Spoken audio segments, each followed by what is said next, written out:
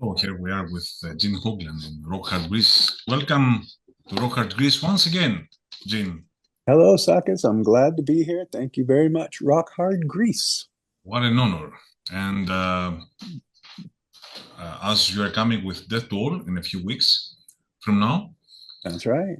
um, and you will play the spiritual healing and symbolic albums. We Let's, are going to play the Symbolic record in its entirety, but we haven't really we lean towards a lot of the spiritual healing record, but we have never played that one in its entirety, but we do play a lot. We played a lot from it, and we just try to, you know, and we're just trying to take note of the anniversary of it, which was actually last year. We know it's already a year past, but we're doing what we can to spread this pair of albums all over the place. So it's like we're a year on. It's now the 36th and 31st anniversary, but I don't even think that matters. We are here to play some symbolic, play some spiritual healing, as well as do our best to uh, encapsulate the entirety of the Death catalog, because that's one thing we have always done. We've always professed to do at least one song from every album. And since that show in Greece is going to be a fly date, we fly in that day. Holy moly, it's going to be crazy. So we're going to do it.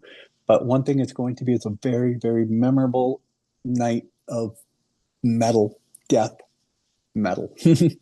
yeah, we're definitely are waiting for it. And that's why I wanted to speak about the Symbolic album, which is the album that you have played drums on. There's So two. uh, one of the two albums that you have played drums on, All right. uh, apart from individual thought patterns. But let's speak about Symbolic, Yeah. which we are going to play in its entirety, and we're really looking forward to that. So looking back 30 years later, what do you think made Symbolic such a defining moment, not only for death, but for extreme metal in general? Well, I think it took a minute for the album to sink in for a lot of people. It might have been an example of something that I'm not going to say was ahead of its time, but it was it was unlike the majority of what death metal, extreme metal, hard, whatever kind of metal you want to call it. It was definitely on its own path. And at that time in 1995, you had, the even in terms of like beyond the death metal phase of metal, the big popular bands and the up and coming bands at that time were, the kind of the street metal, the Machine Heads and the Pantera and the that kind of the power groove was starting to really exist in metal. And Symbolic was a sore thumb when it comes to stuff like that. So at the time, it was a little overlooked by a lot of fans that were just like, hey man, I'm into the new hip stuff with Biohazard and whatever it could have been, Sepultura, and those kind of bands were kind of Typo Negative, Pantera, Machine Head. Those were the bands that were kind of shining a spotlight on their kind of music. And so for Death being the outlier it was, you had your Deicides and your Morbid Angels and your Obituaries and Cannibal Corpse. They were handling the more visceral, brutal side of death metal. And Chuck was, he was only wishing to write what Chuck wanted to write. And I'm all for that. I've never had a problem with going against the grain. So when Chuck was writing things that were going against the grain, it was like, okay, well, let's just try to create a kick-ass record, put it out, and let everybody else decide. And so it took a moment for it to become whatever sort of status it might have in the metal community, it was not an immediate impact by any means. So it was kind of a sleeper, just kind of moving its way throughout history. And, people do now return to it and say, well, it's they have high praise for it. And so we're fortunate for that regard. And, at the time, all we wanted to do was just write a killer, put out a killer death album. And Chuck often pushed death into new territory with every album. What was his mindset creatively when you started working on Symbolic? Just wanted to a kick-ass album, or was there something more than that? Well, it wasn't super discussed. There wasn't like, oh, I have a mission statement with this album. I have a grand plan for everything. It was just, I'm writing riffs. That's what I do, and let's put them all together. And when you are the sole writer for a project,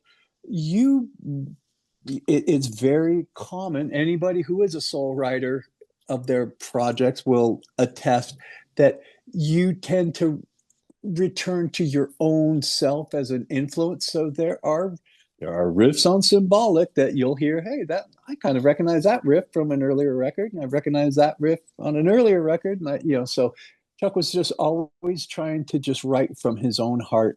And there wasn't a grand scheme of things. He was not,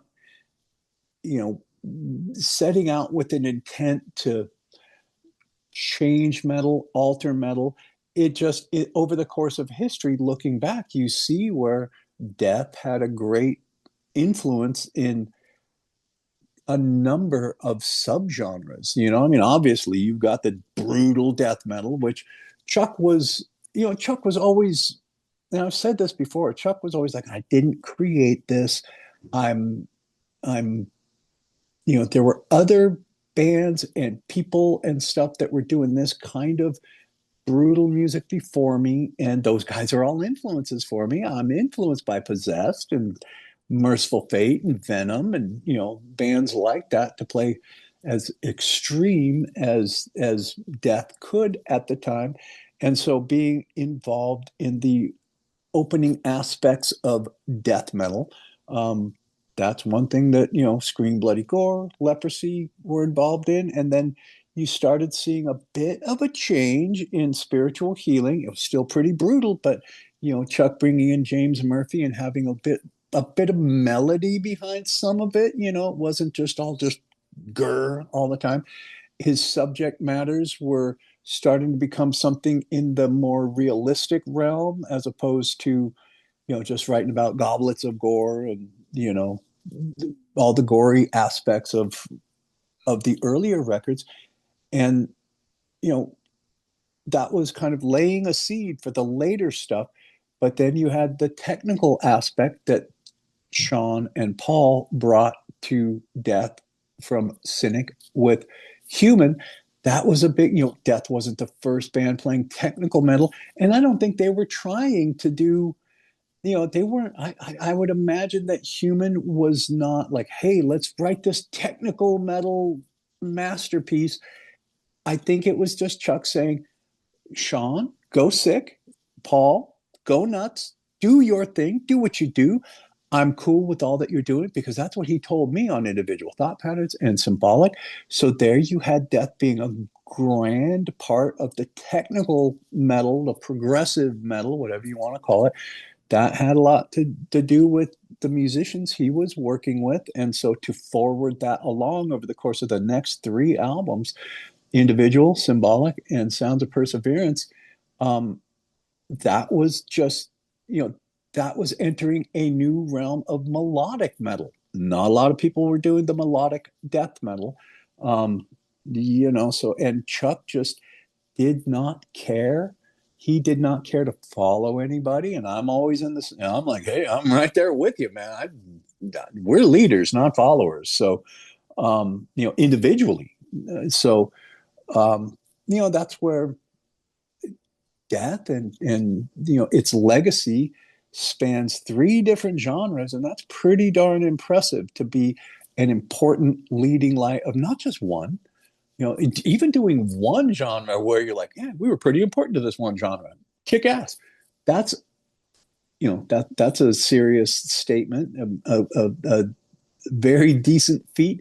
But then to be involved in three total, that is pretty darn good. So way to go, Chuck. Way to go, Death. Absolutely. And you have many things that you said lead me to some questions, but let's go to, I'm here for them. Some fans at the time struggled with Death becoming more melodic, more progressive. Did you notice a kind of resistance from parts of the death metal audience? Absolutely. Absolutely. Absolutely. People were just like, what did you do to my favorite band? What happened? Where's Scream Bloody Gore 2? Where's Leprosy 2? Where's, Spiritual Healing 2?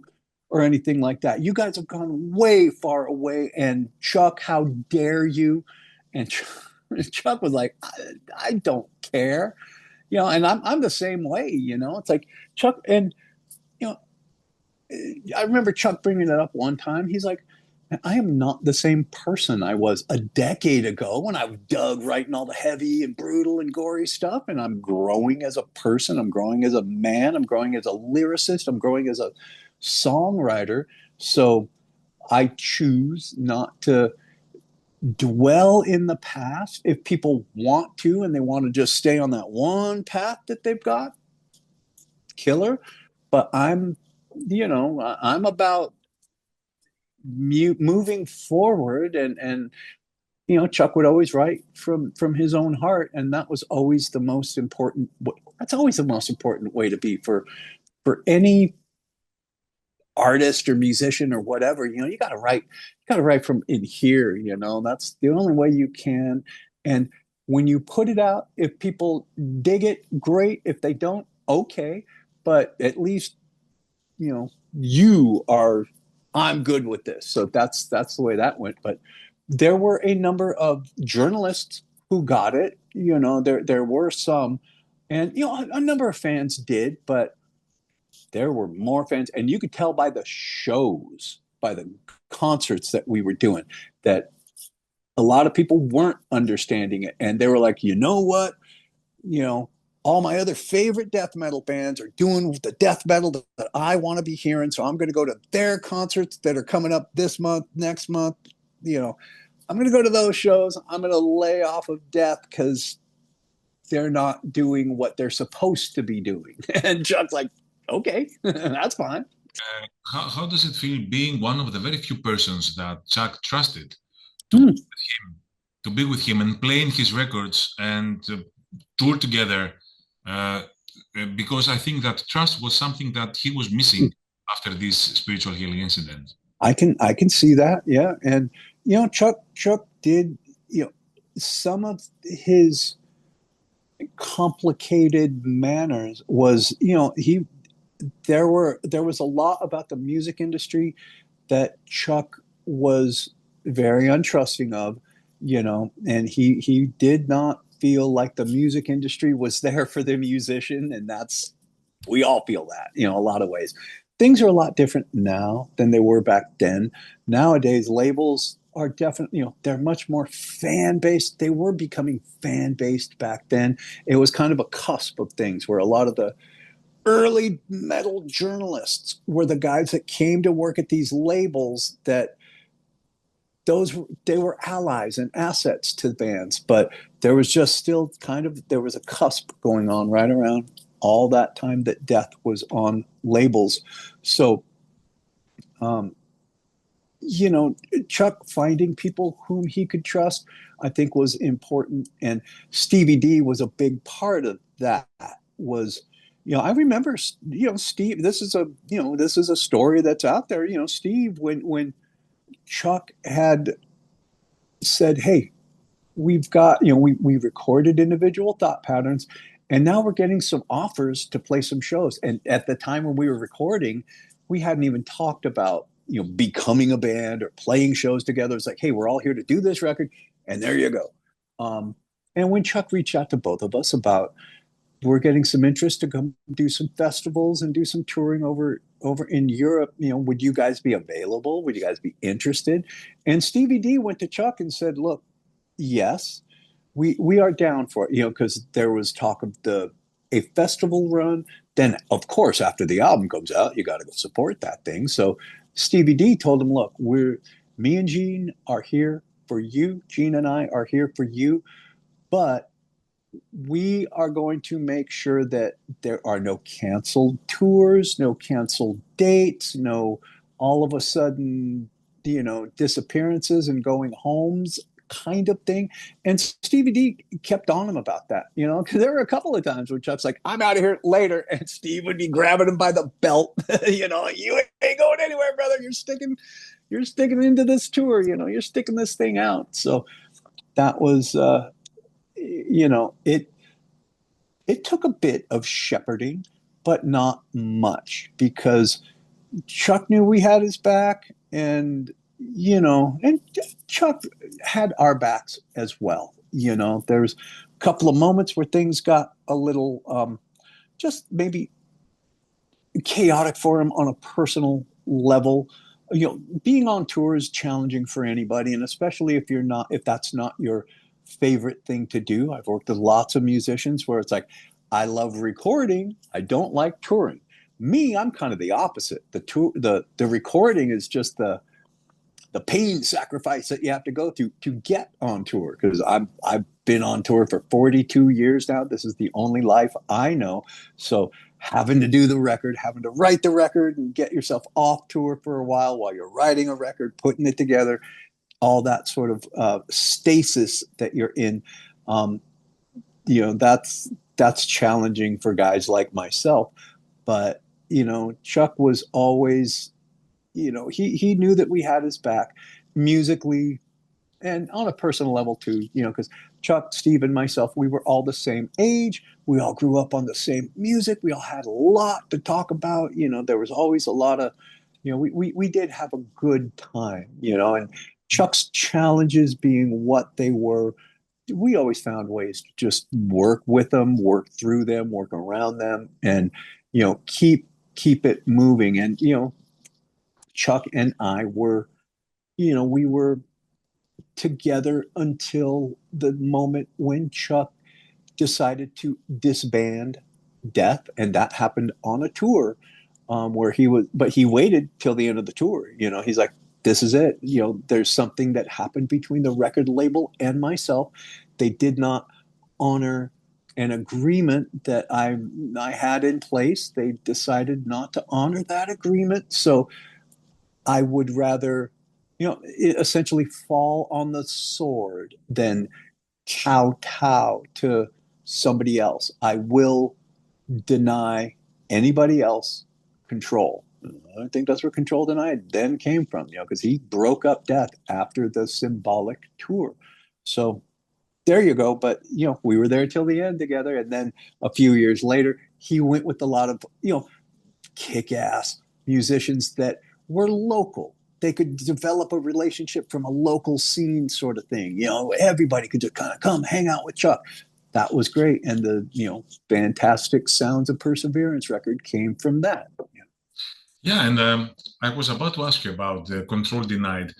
Was there did Chuck already speak seriously about Control Denied during the Symbolic period, or was it just, I stopped Death, I'm halting Death now, it's over, and I'm starting a new band? Did he have this new band in mind during the Symbolic period? I don't believe he did. The only seed that he would have ever planted was he never liked his vocals. And he's like, God, I hate my vocals. I wish I didn't start singing like this. I would love to someday just be in a band where I've got like a Warrell Dane or a Rob Halford, a Ronnie James Dio, one of the traditional metal gods of vocals, that kind of style. I would love to just do something like that someday, but I don't think if he was thinking about Control Denied, he was not professing it in anything other than that. Just like, someday I'd like to just play guitar in a band, you know. And Chuck was such a killer vocalist. I mean, he could sing, you know, totally. And so I'm sure there are some demos of his demo vocals for Control Denied, you know, material where he's, you know, getting the job done, definitely. And I do know he was really, really proud of the Halford scream that he had put on Symbolic. I forget where it is. He pointed it out to me, and I totally could hear it, but it is so buried in the mix. But he does one Halford scream somewhere that, you know, real good listener might be able to figure it out. But he was not professing much, but also he did not take much time in between disbanding Death. It's not like he sat around like, what am I going to do? I don't know what I'm going to do. I think it was like, okay, I'm putting an end to Death. I know what I'm going to do now. You know what I've always kind of wanted to do. So he didn't make a huge deal out of it when we were in Death together, but he also was able to hit the ground running once he had made that decision to stop Death. So, and maybe that was why it was so easy for him. He's like, man, F this. I'm going to do what I've been wanting to do for some time. And so, but he did not make a, a stated effort at it while we were together at all. Jim Morris played a major role in shaping the sound of Death during that era. What did he bring to the table as a producer and engineer to the album? Well, you know, I do believe that he had a different ear than Scott Burns. You know, Jim was able to focus on other aspects. I mean, they are two different producers entirely.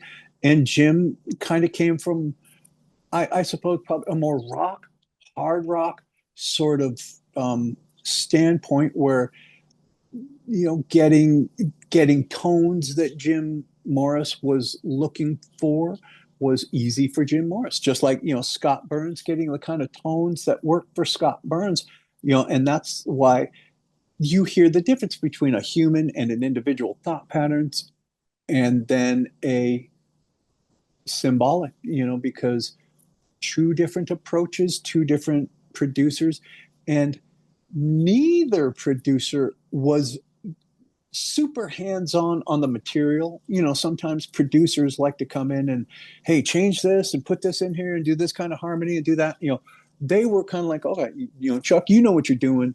We are just going to capture the sounds that you're wishing to go for and go with. And so, you know, and Jim was able to get through whatever methods Jim Morris did, he was able to get a crisper tone than you're kind of used to on Death records. And you know, there was a lot more clarity. And that's one thing that is very important in albums. And that's important, like for me as a drummer, I'm more interested in clarity than I am in tone. Like it doesn't matter for me. I'm only speaking for myself. It doesn't matter the tones that we get. I try to get kick-ass, brutal, heavy metal tones, of course, but I'm more interested in the clarity. Do you hear every single instrument? Do you hear every single accent? Do you hear every single ghost note? Because I play with a ton of ghost notes. Do you get those in there? Some producers are good at that. Some producers aren't. Do we have enough cymbals going on? You know, because a lot of producers are really good at capturing cymbals. Others, that's kind of an afterthought. So from a drum standpoint, I thought that Jim Morris did a great job, and it, you know, he just made it sound clean, a lot of clarity. He wasn't trying to overdrive the production to where it's like, wow, this thing is on par with like Metallica's Black Album. There was not the budget nor the intent for that, but Jim did a fantastic job at capturing the sound that Chuck was looking for. I mean, it. I think Chuck would have been very. I think Chuck was very, very happy with the end result of Symbolic because that was something that was it was starting to get apparent on the little 8-track demos that we were making. You know, I know that there's some released on one of the re-releases of Symbolic, one of the reissues, a few of the demo tracks that I did on drum machine, and Chuck, we did on Chuck's little 8-track machine, where it's they're in the similar boat. So Jim was just able to capture what Chuck was going for, and Jim did a great job. Hmm. So you have played with countless legendary musicians, being a legendary musician yourself. What specifically made Chuck different from everybody else? Chuck listened to Chuck, more than anything else. He was not trying to cop other people's styles of guitar, like lead styles. He had his own lead style. And I do think Chuck, that's one of the reasons why he was going with like the twin lead attack, because album number one, he was the only lead guitarist. Album number two, he was pretty much the only lead guitarist. you know Rick was more into the whammy bar kind of Kerry King sort of approach, sounding like a rabid dog kind of thing, which was very effective. But then I think when Chuck was like, Chuck loved all the dual guitar attacks. He was always into that, the Judas Priests and Iron Maidens and, whoever could be the double guitar attack Chuck was into. And that's why, he's reaching out to James Murphy and then Paul and then Andy LaRock, of course, and then Bobby Coble and then Shannon Ham.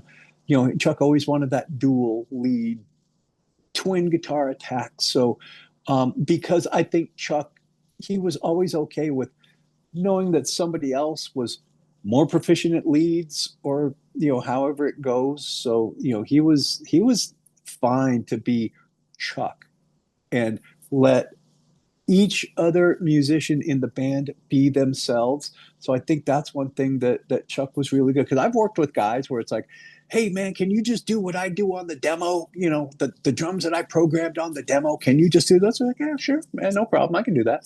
Um, so Chuck was very open to everybody's own interpretation of how their instrument should be represented on each album, each song, each live show, the older material being played by the newer guys. Chuck was always like, man, you do your thing to it. I like working with you. You're here for a reason. This is important. So, you know, have fun with the old material, and do what you want to with the old material. And so when it came to like stuff like Sean's material, and then now that we're in Death to All doing the Richard Christie stuff, I'm trying to emulate their stuff as close as I can. And when it comes to, like Billy and Chris, I try to emulate them as well. One thing that at that time, Chuck was always like, because I was like, hey, do you want me to stick to what Billy is doing? Because, Spiritual Healing was their biggest record at the time. That was a real popular album, and Leprosy, no slouch there. Billy's drums were great, and Chuck was like, just do your thing to it. And so I augmented a number of things just to try to kind of bridge the gap between the progressive side of Death. Um, and so, I took a few liberties. So when we do some of the shows where we are honoring the records, I do try to stick to the album versions as much as possible. I try to do less of the Geneisms that I would do on just a regular Death Night legacy show or whatever we end up calling it, just where it's just, hey, it's just Death to All. You're playing death music, not focusing on anything else. Those are the times when I'll give myself a little leeway with some of the old material. But I do try to stick pretty close to it. And, that's where Chuck was, he knew where his strengths lay, in terms of riff writing and lead writing. And he was always, very amenable to himself, trying to push himself to a new level, like trying some melodic things, trying some clean things, a lot of things that just weren't being done in death metal at the time. And so that's where Chuck was not afraid to take a stand, make a statement with his music, and take a step forward in really only trying to level death up. He wasn't trying to, you know, create anything that would make other people, either trip in a good way or a bad way. He was just like, I'm writing what I know how to write. I can write what I know. So there you go. So what do you think is exactly the thing that was kind of misunderstood about Chuck? What's about him that fans still misunderstand? Well, I think that, it is a wonderful thing how people revere Chuck so much, and I think one thing that Chuck was uncomfortable with, and he professed this a number of times, was being called the godfather of death metal. Like I was mentioning earlier, he's like, he always tried to shy away from that sort of aspect. And, and now that as he has passed, and there are a number of, just sources to how Chuck was as a person. One thing that people might not have understood was Chuck's very, just very regular domestic side of him. He liked gardening. He liked hanging out with his family. He liked hanging out with his animals, and he liked being at home and doing a lot of really simple things.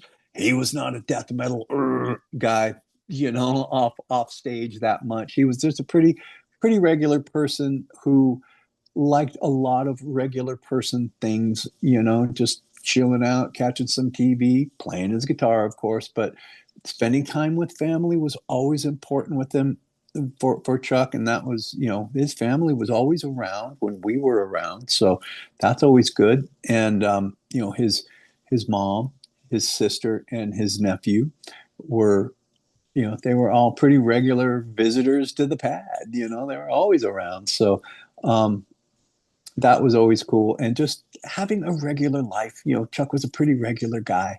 And, he liked listening to music, loved Kiss, loved traditional heavy metal, loved the old school metal, we all did. So he was a pretty regular dude. So there you go. So the 2016 show in Athens that was legendary. Wow. And we everybody really loves the way that you preserve Chuck's spirit rather than recreate the past with Death Toll. So what should we expect from this show on the 13th of June? A better version of Death to All. We're pretty on fire these days. I know that day is going to be a very challenging day logistically because we're going to be flying in, like I say, that we're going to be on an early flight, and we'll play the night before.